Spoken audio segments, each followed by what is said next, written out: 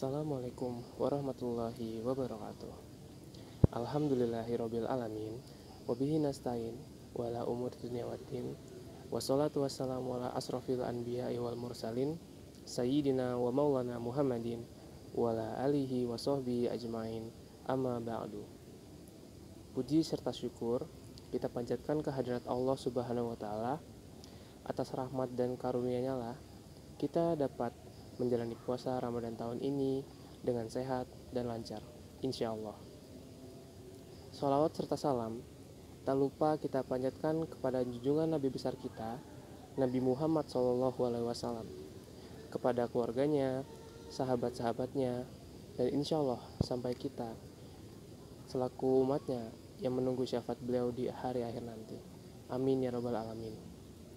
Yang terhormat Bapak Dr. Kiai Haji Deni Muhtada, MAG, MH, MPA, selaku pengasuh pesantren Riset Al-Muhtada, dan Ibu Hikmiyatin Jalilah, MAG. Yang terhormat segenap jajaran guru dan para mentor pesantren Riset Al-Muhtada, dan teman-teman mahasantri yang saya sayangi dan saya banggakan. Pada kesempatan kali ini, saya akan membawakan sedikit kultum mengenai peristiwa penting di bulan Ramadan. Teman-teman yang berbahagia, bulan Ramadan bukan hanya menjadi ajang umat muslim untuk berpuasa selama 30 hari lamanya. Bulan Ramadan juga menyimpan kemuliaan dan juga kisah perjuangan para umat muslim terdahulu lewat sejarah-sejarah dan juga peristiwa penting yang pernah disaksikan oleh bulan ini. Salah satu dari peristiwa penting tersebut adalah peristiwa di mana umat muslim dipaksa untuk berjuang dan kemudian memenangkan peperangan melawan keterbatasan, atau peristiwa yang lebih kerap dikenal sebagai Perang Badar. Pada 2 Hijriah silam, umat muslim mengalami penganiayaan oleh kaum Quraisy di Mekah, sehingga Rasul memutuskan untuk melakukan hijrah ke Madinah.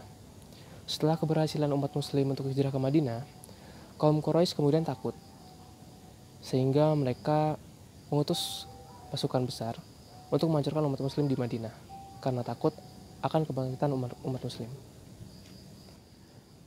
Lalu Perang Badar sendiri dipicu saat ekspedisi yang dipimpin oleh Rasulullah SAW menyerang rombongan kafilah kaum Quraisy di dekat Madinah.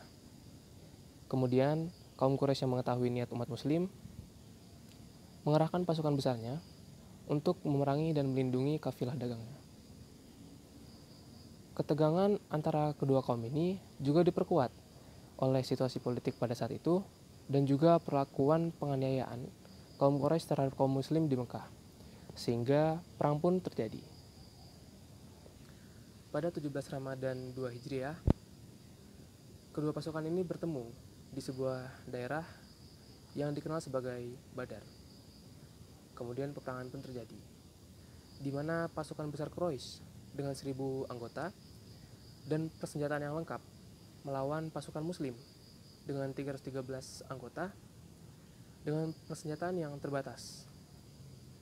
Yang menakjubkan dari perang ini adalah Allah Subhanahu wa taala menolong pasukan muslim, di mana Ia menugaskan malaikat-malaikatnya, mengutus malaikat-malaikatnya untuk membantu umat muslim memenangi kaum Quraisy pada saat itu, sehingga umat muslim dapat memenangi perang meskipun dalam keterbatasan.